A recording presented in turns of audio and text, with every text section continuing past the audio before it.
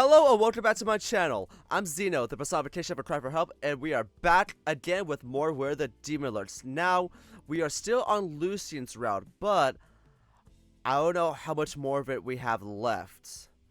So, if it ends super quickly, we're just going to jump right into Toast's route, and then play a good chunk of that, and then finish it off next week. Does that sound good? And then maybe for the bonus video, I'll probably do something, a random video, a random gameplay of another visual novel. I don't know. The sky's the limit. But anyway, let's continue onwards, shall we? After work, you and Lucian rendezvous at the abandoned housing area where Jin's kin is located. Even in broad daylight, not many come to this part of Kibbleton. You nod reassuringly to each other before summoning the genie. A puff of black smoke jettisons out of the can, revealing the snake. You two? You seem surprised. Were you expecting us to fail? Maybe even hoping our plans would blow up in our faces? Jin's face instantly softens.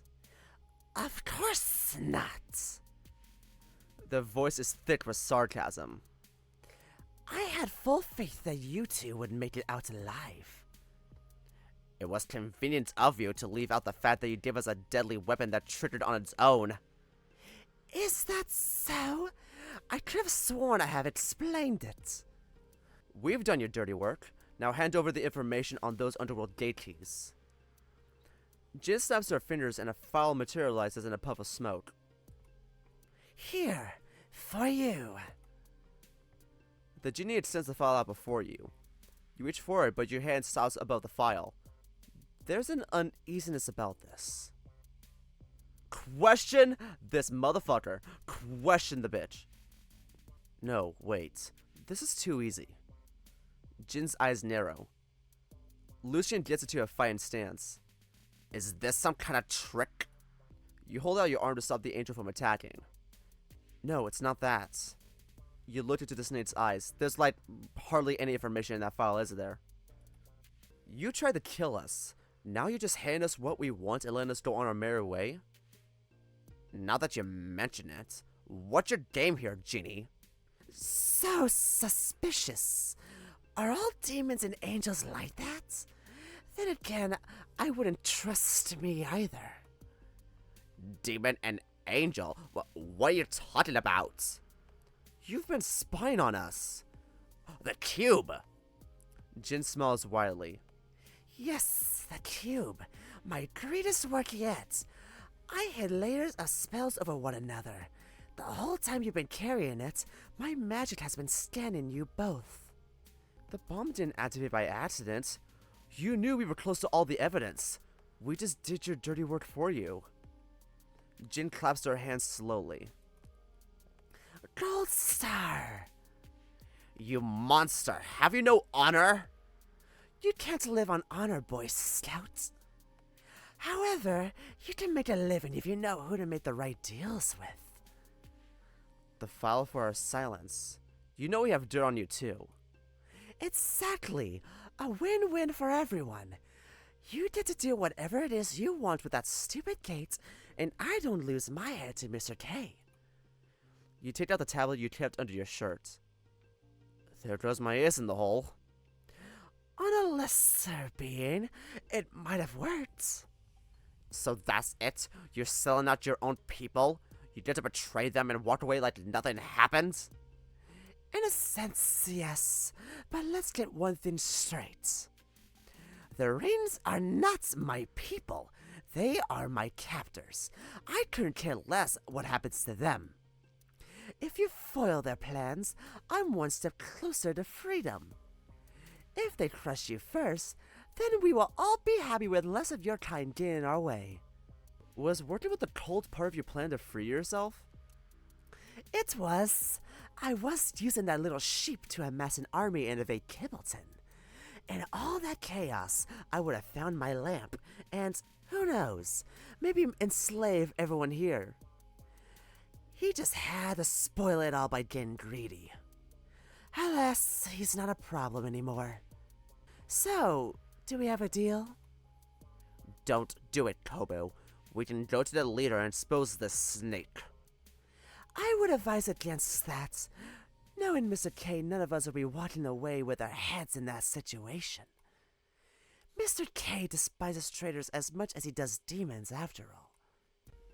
Oof. They hold out the folder again. You sigh and grab the folder, but Jin doesn't let go. The tablet, if you would be so kind. Tsk. You look over to Lucian, whose eyes remain fixed upon the snake. He reluctantly nods to let you continue with the deal. You hand over the tablets. It disintegrates into sand within the genie's palm. At the same time, you obtain the folder. Passing it over to Lucian, the angel quickly reads through its contents and verifies it's all in the file. You do know that destroying the tablet doesn't delete the information saved on servers, right? I have my ways to deal with that. It's been a pleasure working with you two. Let's not do it again.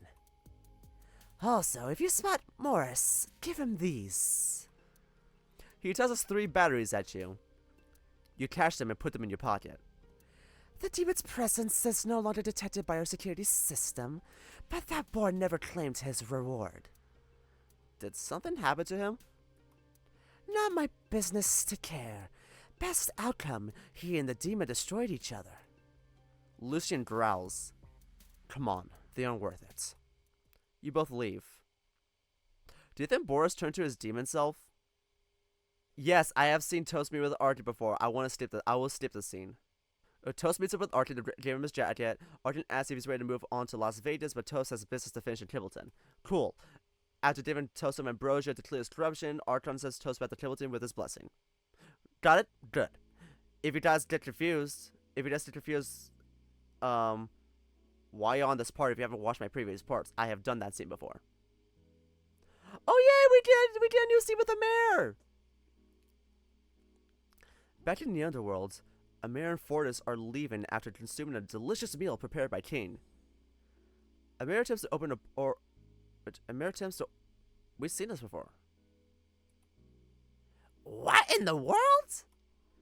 A barrier prevents him from entering his portal. Sparkling cards! Fear and anger swell up within the demon's chest. He sprints up in the direction of the elevator. The fraud general sits on top of a bridge that oversees the underworld city. Demons often gather on this bridge to take in the view, admiring all they have accomplished in the lifetime of work. Actually, we've seen this before, haven't we? Yeah, we've seen this before. Oh my god, I remember this. This is the one that kind of fueled my theory that maybe Fortis and maybe a mayor and Knox had like a thing. I remember. Oh my god. Okay, so yeah, I remember that scene well. Okay, so we're back to this. I don't know why they didn't let us skip that scene. We already seen that scene. You know what? If they watch this, they're gonna like figure it out and probably add that option.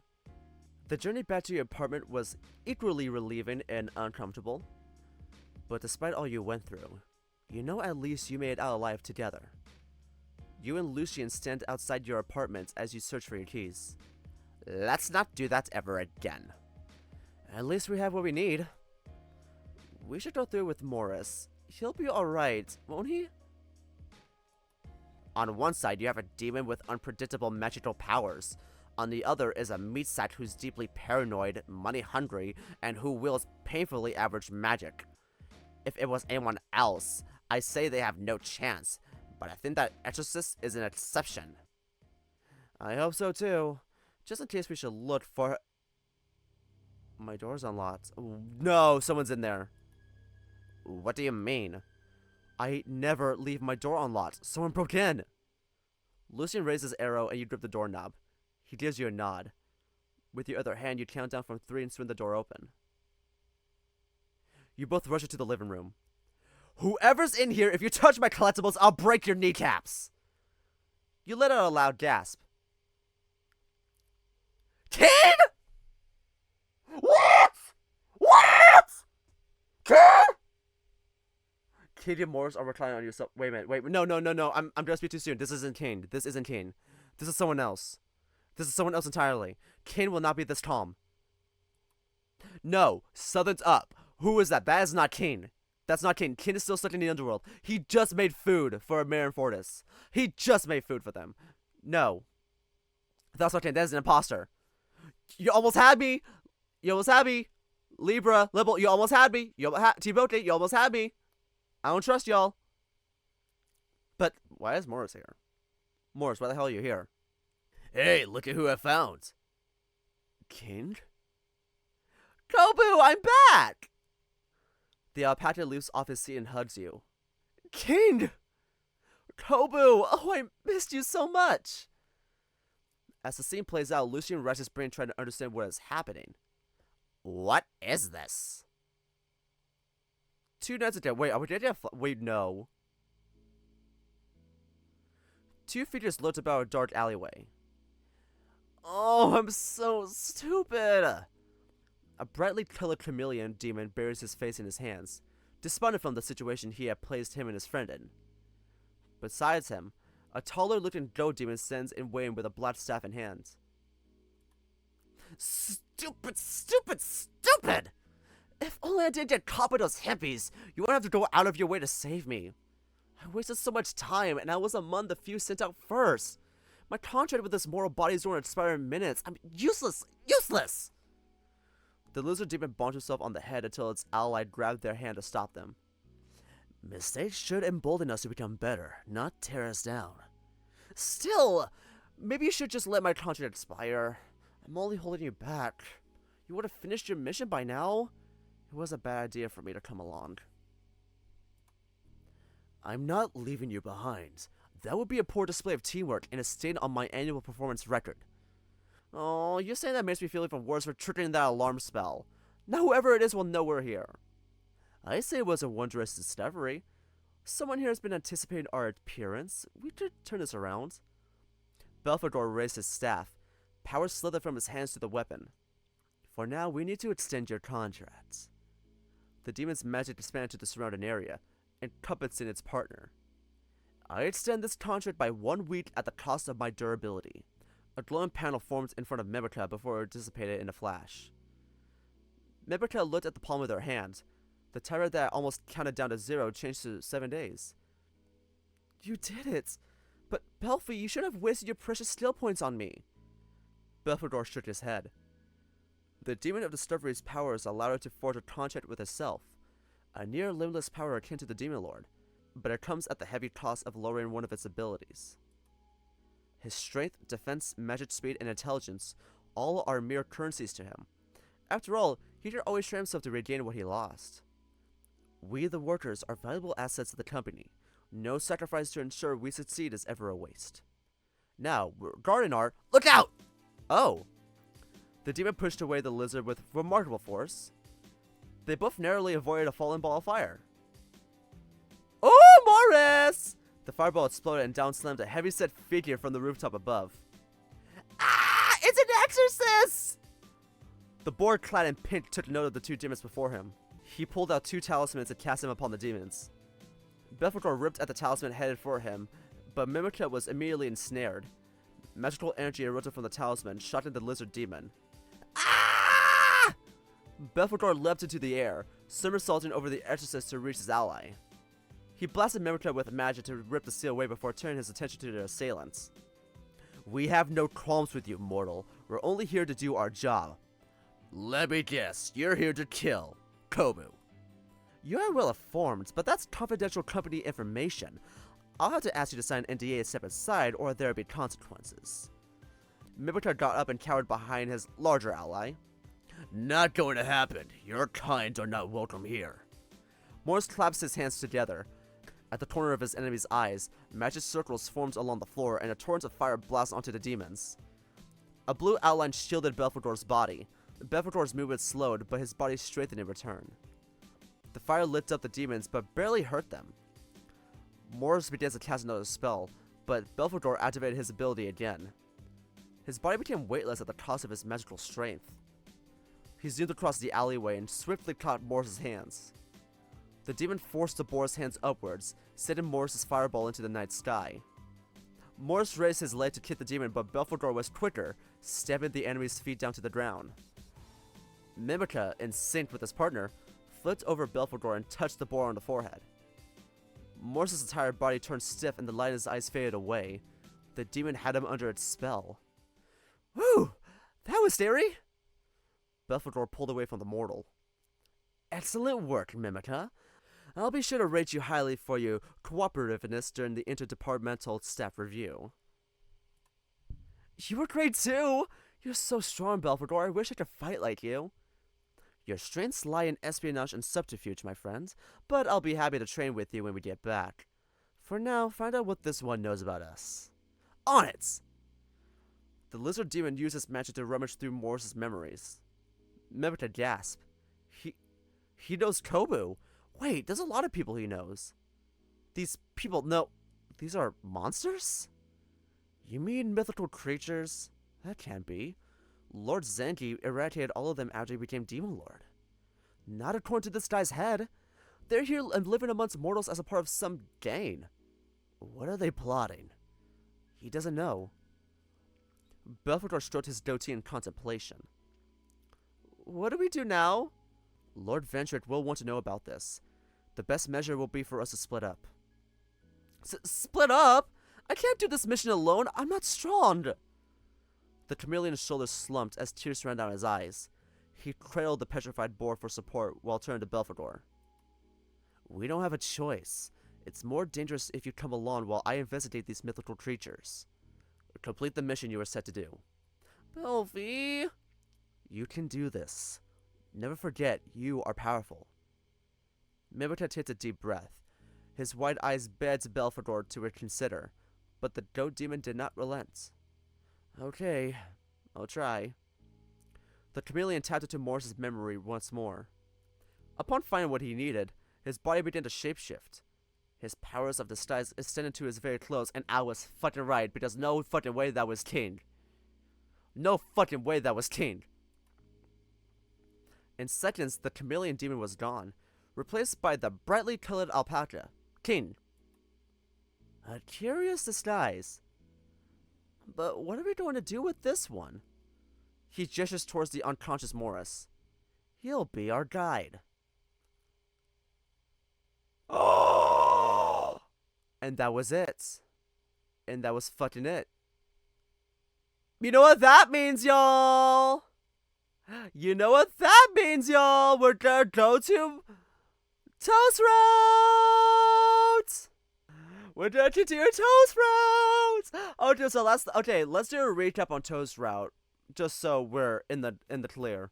So last thing we left off on Toast Route, we were in the Chainsaw Man Hotel. We defeated the demon. We learned more about Toast's past and what he did to end up in hell. Despite like, you know, committed crimes of being in the gang, he also killed his younger brother. So that's something. So I'm pretty sure Kobu has to deal with the conflicted emotions of caring for Toast, but also knowing that this guy is not suited for heaven because he fucking killed his brother. Also, the last thing we remember from Toast Route was the hot spring scene, which was funny. I might clip that in this video so you guys to see the hysterics I was going through with that scene. Also, to hear how poor my mic quality was back then compared to now. And my sprite. What the hell? What the hell is happening? What's this thing? What the? But yeah, let's go ahead and continue this for like, probably like the next 40 minutes or something. I don't know. You jostle side to side. The engine's rumbles gnawing away at your sleep before you finally open your eyes. You awaken in the passenger seat of Morris's car. You glimpse the digital clock on the dashboard. 8 o'clock. An hour after you left the hotel. An hour closer to meeting the person given the reward for the ghost defeat. We're almost there. The benefactor is someone from Kibbleton Casino, an establishment of the town gang. Morris forbade you from asking anything further about the casino. The boy doesn't take his eyes off the road. Regret attacking along now? Told you to stay with the others to sleep. You rub your eyes. I couldn't let you go alone. Sure you could. Also, I needed to talk to you. In private. Morris shoots a glance at you. His voice is somber as he speaks. What is this about? You dealt with ghosts before, right? You ever encountered corrupted ones? A few. Why? You grip your seatbelt tightly. there's a thought on my mind. Toast's been with us for a while now, and he absorbed that hotel ghost's powers. Do you have anything more potent to keep him from turning into something like that hotel ghost? No, is Toast gonna get corrupted in this route? Shit. Morris sighs. No, there isn't. The somebody is the best to turn for now, but it doesn't mean he's safe from the negative effects of those around him. I was afraid you'd say that. Okay, then I just need to keep him on the straight and narrow. Avoid any bad vibes and he'll be fine, right? Personally, I don't think it'll be so easy. What? The exorcists of old believed that corruption twists souls, turn them into unruly spirits. Same here for us demons. If that were true, then if you kept the ghosts locked away, they wouldn't become corrupted, but that ain't what happens. Are you trying to say that something about the soul itself eventually becomes corrupted? Do you have any proof? I've seen it happen. So to you, all souls are doomed to be corrupted and it's just a matter of time? Yeah, that's what I believe. That's also why I'm telling you not to get attached to him. You can't save him. How cold of you. Also, I'm not attached to Toast. Really? The board clears his throat before putting on a pitched imitation of your voice, as if it were in the throes of ecstasy. Toast, oh Toast, don't leave me, stay with me, I don't want to lose you. Your hands are real back in embarrassment.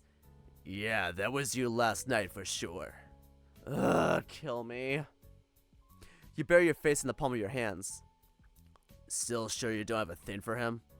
I can explain. Please do. I had a bad dream. Toast got corrupted and couldn't remember me or anything about himself, and it really freaked me out. You let out a soft sniffle. I can tell you don't approve. Heck, I know I shouldn't be caring so much, but I can't help it. Morris brings the car to a stop. He leans forward and rests his head on the steering wheel for a second before sitting back up and facing you. I don't approve, but I get it. Spend enough time with anyone and you can't help but care about them. He's grown on you, and to some degree, he is tolerable. So what do I do? I can't answer that for you. What I can do is... if there are other ways to prevent corruption, I'll let you know. Morris? But if he does become corrupted, understand that I have a job to do. I get it. You throw your arms around the boar, hugging him across the seat. Thank you. Thank you. I knew I could count on you. Get off me. People will see us. Aw, don't be shy. Who's going to see us? A knock on the driver's side window makes you jump back into your seat. Excuse me? You boys got business here? The casino is closed. Yeah, I've got business with Maki. What about your friend? He's my +1. Morris emphasizes that in a strange way. The guard nods. You got to register at the front. The guard returns to his post and Morris looks over to you. Come on, follow me. Just stand behind and look pretty. Whatever you do, don't react to what you see. You wonder what he means by that. In front of you lies a black gate, intimidating all with its size. Above a short road, you can see the roof of Kibbleton Casino through the trees. Morris gets out of the car, making a beeline for the gate. You follow the boar a few steps behind. After talking with the guard, Morris turns to face you. Morris points at you, then puts a finger to his mouth. You nod. The gate rolls open, and a white cat in a suit comes through it, carrying a duffel bag. Hey, Maki. Listen. I'm trying to get my voice acting career started. I don't know where to go for open auditions for these characters. And y'all see the creators of this game do little skits with the characters, and they have voice actors. They fucking get Marshmallow Bear as Kobu. That's cool. I would like to audition for either Jin or Maki. Maybe Maki. That's a bit easier on my voice than Jin. But you'll understand why. He stands before Morris. The cat oozes showmanship. From his salesman-like smile to his sharply tailored suits. He radiates an energy unlike any demon angel or mortal you know. It's something completely different.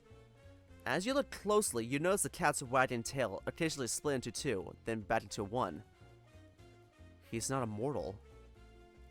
You remain perfectly still in silence. Maki, you're looking well. Maki yawns. I would look better if you didn't call for such an early meeting. Really, Morris, I know someone of your stats needs to wake up early to make meow-knee, but you don't need to drag me down with you. His sharp tongue is like a lick at your face. He leans around the board to look at you. Who's this? Your phone call didn't mention you be bringing a guest. You know how important privacy is, right? Especially in our little business.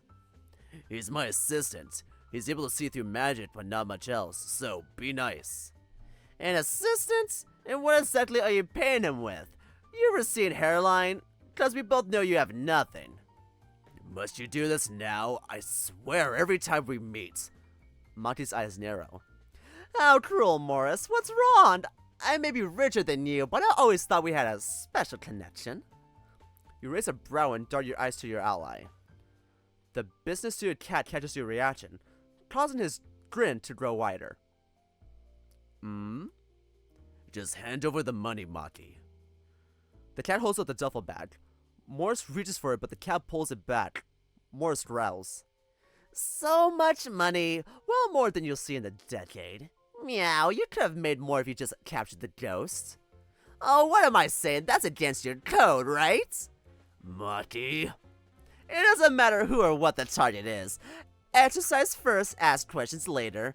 Just like what you did to poor Dime. Morris stays silent. You consider cutting in, but he told you not to speak. I stopped a corrupted ghost from hurting innocent people and mythical creatures. Dime was doomed the moment he got caught up with you. Maki hisses. He tosses the duffel bag at the exorcist, who catches it with ease.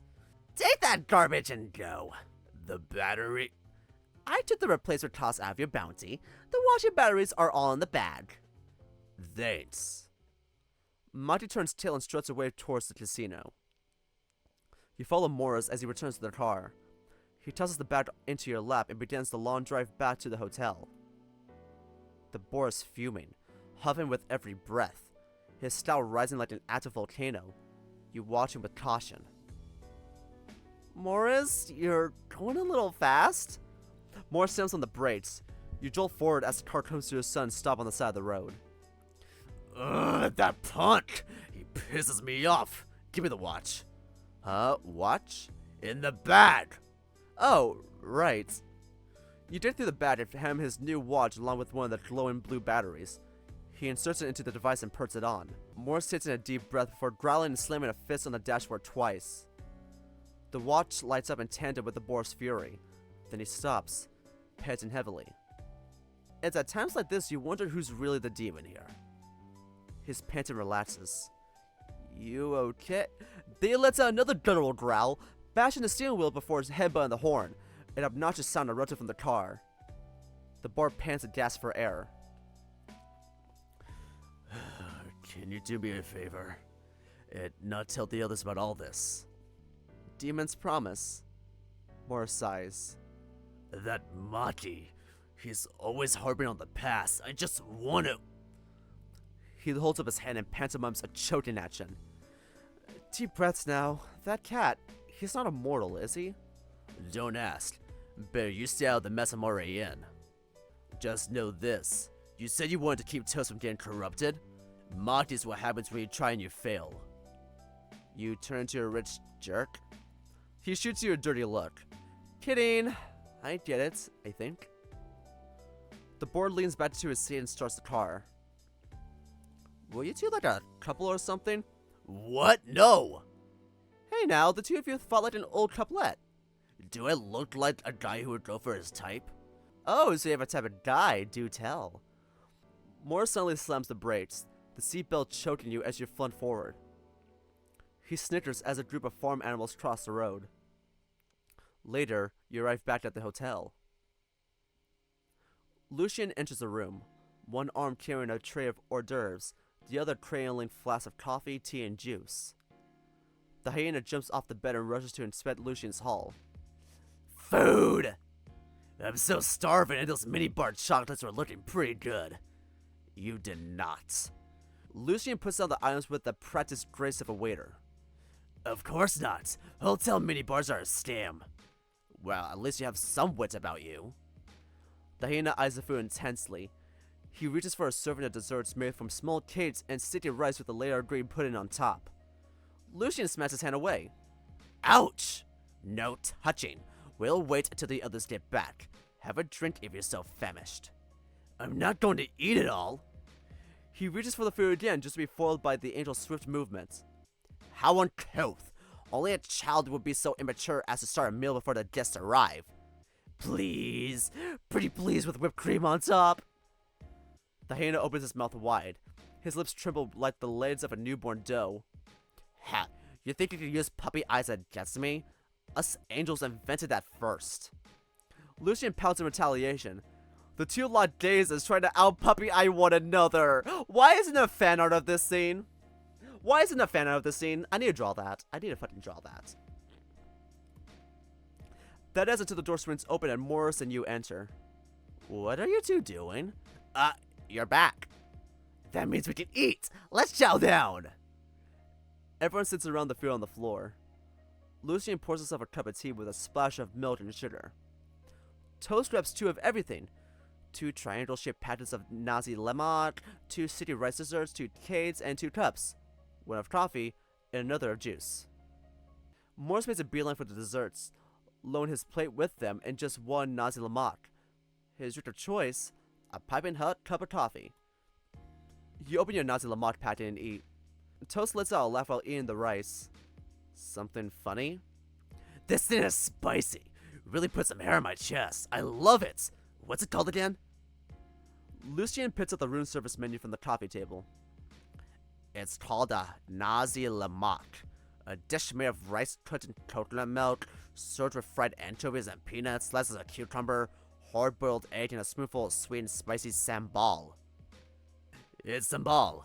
The whole thing is a local delicacy, said to be eaten by the farmers before they go to the fields. I love it! Makes me think back to my favorite food. My tia's homemade aguachile, some prawns and lime juice, add salt and pepper, and tons of chili serrano until your mouth burns. I did some chips with it and I'm swearing my way to heaven. Huh, nothing beats a good homemade meal. What's your fave homemade dish then? My mama's mac and cheese. Not completely homemade. It's the usual box one, but she adds some spices and extra meat to make it special. His gaze lingers at the sticky dessert in his head before consuming it. Hey, maybe you can make us some of that mac and cheese.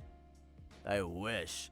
I was too young to remember how she made it, and she's not around. You frown as Morris downs his cup of coffee. Your heart aches as you feel a kinship with the boy, knowing the pain of losing a parent. Sorry to hear that. I'm in the same boat, sorta.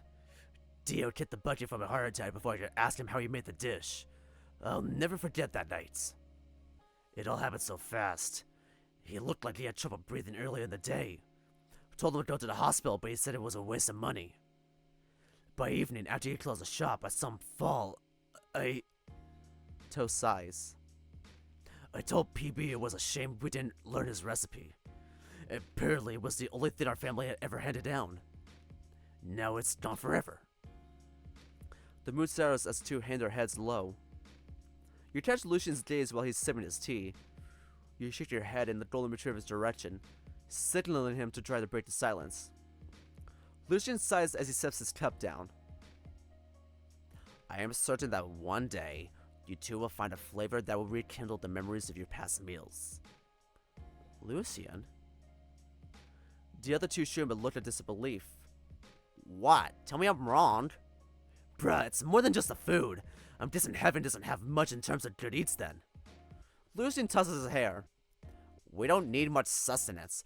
All denizens of up above enjoy the replenishing rays of soul energy from the souls enjoying their paradise. So you eat sunlight then, like a plant. No wonder you look so thirsty all the time. We haven't been watering him. You're one to judge. His kind does the same with the suffering of souls in the underworld. He pours to you as you scoop a spoonful of rice into your mouth. True, but at least you try to shape it into food. Or what looks like food. Anyway, it's not really about the food. It's about their connection to their history. Mortals cherish the past of their people. Lucian rolls his eyes. Yeah, history. Like my tio's chocolate-covered beans and rice recipe. That thing packs a whole lot of history. Right. Lucian reaches for one of the cakes and takes a bite. No offense, but have you ever considered how strange it is that your kind is attached to the past? And up above, the souls have infinite possibilities to draw upon for their pleasure, and so many choose to replay the same boring scene on Earth. They're always making such bothersome complaints about how things need to match exactly like it was back when they were alive. Mortals have never been known to let go of the past. Time and time again, history has shown that when we abandon our past, we bring the downfall of civilization. Civilization. Look, you might have had it easy growing up, but some of us get a raw deal just for having the wrong last name. I can count with one hand how many people would offer someone a job if they had a criminal record. That's how the world works. You can't expect your past to be swept under the rug. If that's the case, then anyone could do whatever they want. As the conversation heats up, you sneak a few desserts into your mouth. Your heart races, hoping that this doesn't escalate into something. Beside you, Lucian sips his tea with a mild grin. Putting yourself in his agile shoes for a minute, you just see how the row is amusing to Lucian, as if watching children argue. He is not going to be any help here, is he? You watch on with a stony gaze. Heck yeah! The world gives no fucks about you. Take what you want and fight tooth and claw to protect it. Listen to yourself. If everyone lived like that, it would be pure anarchy. The you of today is built upon years of tradition and knowledge handed down by your ancestors. That includes every shitty mistake they made on top of yours. Ancestors, hear my plea. Tell me not to make a fool of me. I'm here because of me. Nobody had any say in what I chose to do, and that's how it should be. You want to be a coward and blame everyone else in your life for the mess you become? That's on you. You calling me a coward? No, apparently my ancestors do. The boar and hyena stood up in a huff. Guys, can you go back to compare your dick sizes? I like that better than this. Oh, okay, they're standing up. I better do something, but what if I'm getting in their way? No, stand up. Say something before it gets worse. You look at Lucian, but he has closed his eyes and turned his head away. You fucking coward! The debaters stare daggers at each other, balling their hands into fists. You leap to your feet and grab at both of their nipples, twisting hard.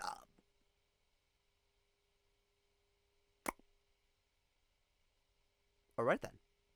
Stop fighting! Everyone looks at the ghost. What? What? What do you mean? What do you mean he moans? What do you mean he moans? What do you mean he moans? I read that wrong. Oh God. Everyone looks at the ghost. That hurt. Mercifully, you let go. Morris retreats while Toast pats his chest. Dude, what the heck? Hey, I had to get your attention somehow. Now, how about we just sit and talk peacefully? Afterwards, Morris and Toast avoid each other's gaze. I regret getting involved at all. Kobu, you're Demon Lord. I'm sure you know which one of these two are right. Just make it a decree and call it a day. I suppose the one in charge of everyone's souls would be the expert on how people should live their lives. I was in charge of the souls of the dead, not the living. What do you think, Toast? The hyena is distracted, looking at his chest and poking at his own nipples. Oh God, you gave him a kink. You gave him a fetish. Good job, Kobu. Toast! Huh? Yeah, sure you decide, Kobu. I'm already over this anyways. Fine, I'll say something. But to be clear, I am only doing this to settle your minds. You both have valid points of view, so don't take this as the word of God. You wish you were God. Fine by me, I suppose. Toast? Toast sighs. Fine, I'll accept whatever you say. I don't have to like it, but I don't want to fight either. Finally, some maturity. They look towards you to render your judgments. It's your call. Should the past matter in the lives of mortals? A sense of familiarity creeps over you. Back in the underworld, disputes between demons were common, and you were always the arbiter. You played the part as best you could, but you made more best guesses than absolute truths. This is no different. Now, there's a lot of nuance with this question. Now, I don't believe in the whole sins of the father bullshit where like you get blamed for something that your ancestors have done or things that your parents have done, things that you've never did, but people you're related to have done. I don't believe in that bullshit. But what I do believe is that there's a lot of things to learn and to unlearn throughout your life. And us as human beings, it is our job to learn from the past, learn what people have done, and determine what you don't want to do with your life to rectify that. Those who don't learn from history are destined to repeat it. And let me tell you something, history is kind of repeating itself because now we're doing this little censorship bullshit that's going around. Every website wants you to upload your fucking ID to age verify you.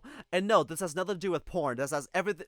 No, this has everything to do with censorship and Big Brother watching. Because holy fucking shit, why the fuck does Spotify need your fucking ID for you to listen to music? Fuck off with that. I'm switching to Kobas.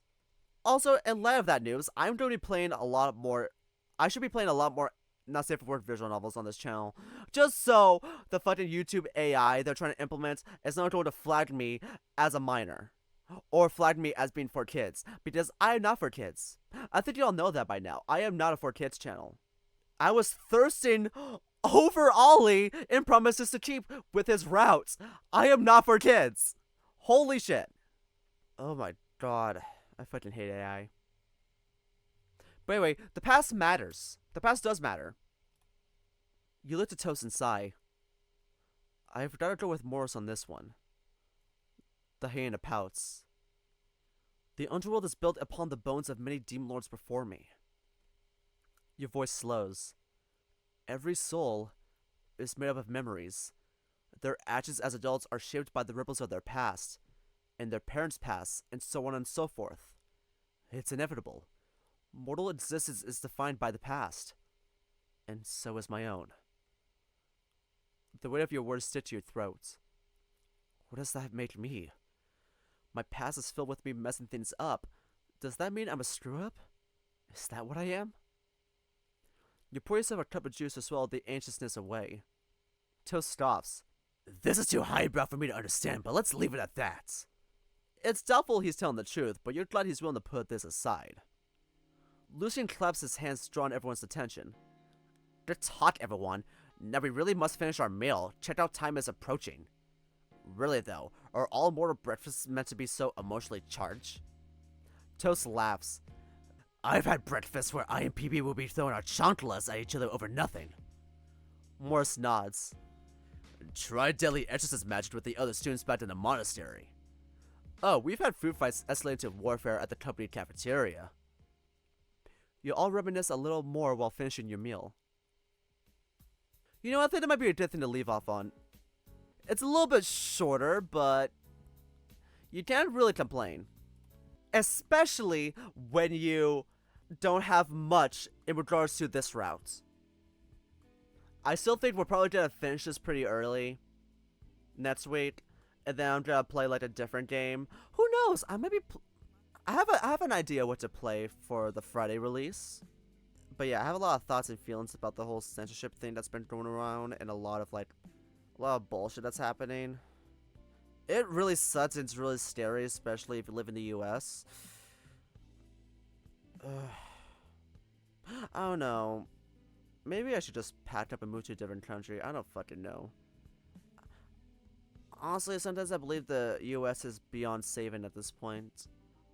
So much hatred and vitriol is rooted deep into this country's history. And no matter how hard we try to combat that, it feels like it just gets worse. There's not enough Luigis in this world, isn't there? Yeah. Well, in the meantime, thank you all so much for clicking on this video. If you enjoyed watching it, you can give it a like, and subscribe if you're really interested. I'll leave a link to the game in the description below if you want to support it and play for yourself. I'll also leave links to my Twitter and Blue Sky if you want to support me on those platforms. And as always, I'll be leaving a link to the visual novel me and my dear friend Sid the Red Panda made for the February Game Jam called When You're Mine. Please don't show your support to it, especially in times like this, and don't show your support to literally any visual novel you play, especially ones that are deemed not safe for work, because we're going through it right now. If you do enjoy my visual novel or any of the other visual novels, please consider rating them and commenting on them on itchio. I love reading the comments on the visual novel that I made. It really makes our day. And I'm pretty sure every other creative loves reading comments and ratings on their visual novels as well. We all love it. And as always, thank you all so much for watching, and I'll see you in the next video. Bye bye!